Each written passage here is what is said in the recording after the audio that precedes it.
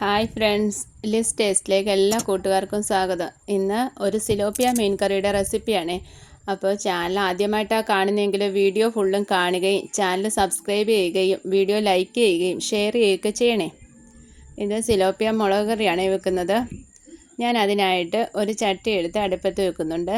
ചട്ടി ചൂടാകുമ്പോഴേക്ക് അതിലേക്ക് എണ്ണ ഒഴിച്ചു കൊടുക്കാം. ചട്ടി നന്നായിട്ട് ചൂടായപ്പോൾ അതിലേക്ക് ഞാൻ എണ്ണ ഒഴിച്ചു കൊടുക്കുന്നുണ്ട്. എണ്ണ ചൂടായി കഴിയുമ്പോൾ നമുക്ക് കടുക് ഇട്ട് കൊടുക്കാം.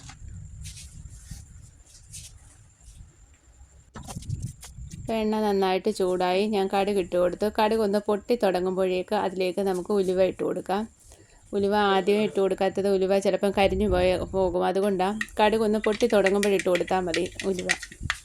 അപ്പോൾ ഉലുവയും കടുകും ഒക്കെ പൊട്ടി കഴിയുമ്പോഴേക്ക് നമുക്കതിലേക്ക് അരിഞ്ഞു വെച്ചിരിക്കുന്ന കൊച്ചുള്ളി ഇട്ട് കൊടുക്കാം.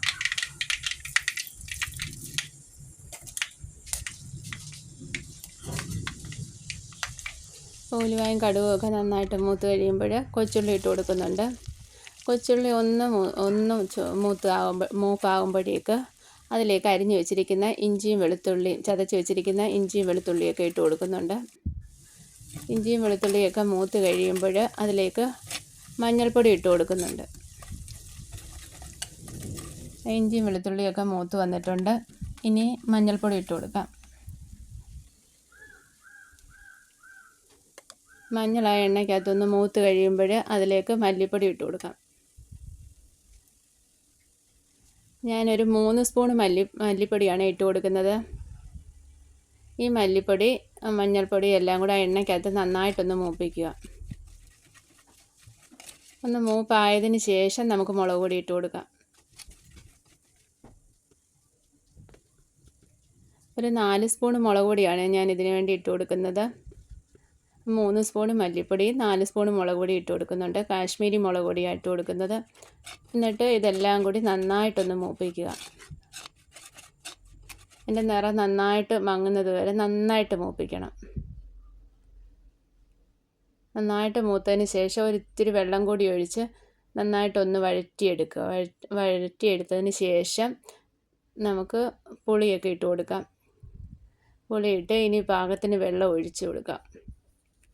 വെള്ളം ഒഴിച്ച് അരപ്പെല്ലാം നന്നായിട്ട് കലക്കിയതിന് ശേഷം ഉപ്പ് ഇട്ട് കൊടുക്കാം.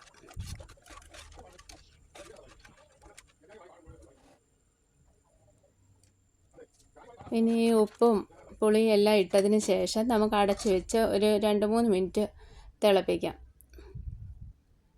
തിളയായി വരുമ്പോൾ അടപ്പെടുത്തിട്ട് നമുക്ക് അതിലേക്ക് കഴുകി വെച്ചിരിക്കുന്ന മീൻ കഷ്ണങ്ങൾ ഇട്ട് കൊടുക്കാം. സിലോപ്പിയ തൊലി കളഞ്ഞെടുത്തതാണ്. സിലോപ്പിയയ്ക്ക് ഒരുപാട് വേവൊന്നുമില്ല, അതുകൊണ്ട് ഒത്തിരി സമയം വേവിക്കേണ്ട കാര്യമൊന്നുമില്ല. ഇത് പെട്ടെന്ന് വെന്ത് വരുന്ന മീനാണ്. എന്നിട്ട് നമുക്ക് കറക്കി ഒന്ന് വെച്ച് കൊടുക്കാം. ചട്ടി ഒന്ന് നന്നായിട്ട് കറക്കി കറിവേപ്പിലയൊക്കെ ഇട്ട് അടച്ചു വെച്ച് ഒന്നുകൂടെ വേവിക്കാം.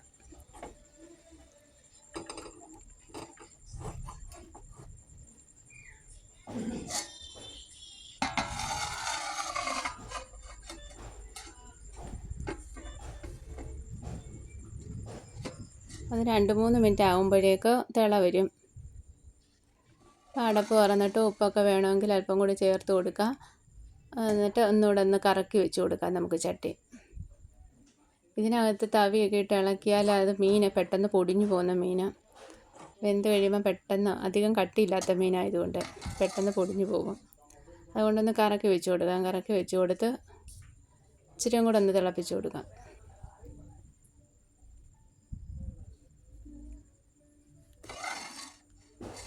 തിള വന്ന് തുടങ്ങിയിട്ടുണ്ട്. ഇനി ഒരിത്തിരി സമയം കൂടെ എടുക്കുമ്പോഴത്തേക്കിന് നന്നായിട്ട് തിളച്ച് പറ്റും.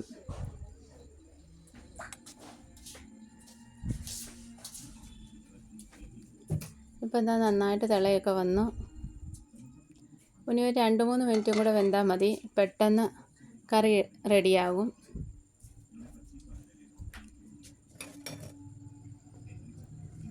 അപ്പോൾ ചാനൽ ആദ്യമായിട്ടൊക്കെ കാണുന്നതെങ്കിൽ എല്ലാവരും സബ്സ്ക്രൈബ് ചെയ്ത് കാണാൻ മറക്കല്ലേ.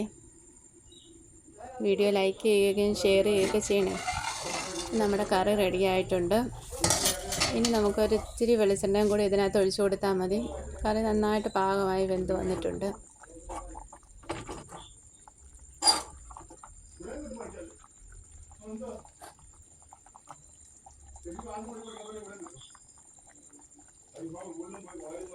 അടിപൊളിയായിട്ട് കറി റെഡി ആയിട്ടുണ്ട്.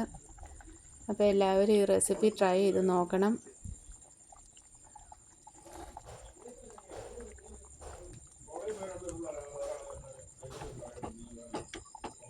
വീഡിയോ ഫുള്ളും കാണണം എല്ലാവരും.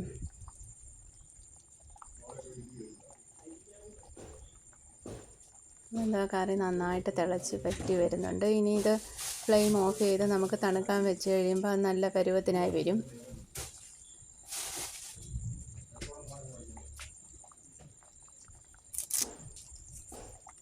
ഇനി ഇച്ചിരി കറിവേപ്പിലയും ഒരല്പം പച്ച വെളിച്ചെണ്ണയും കൂടെ താളിച്ചു കൊടുത്താൽ മതി.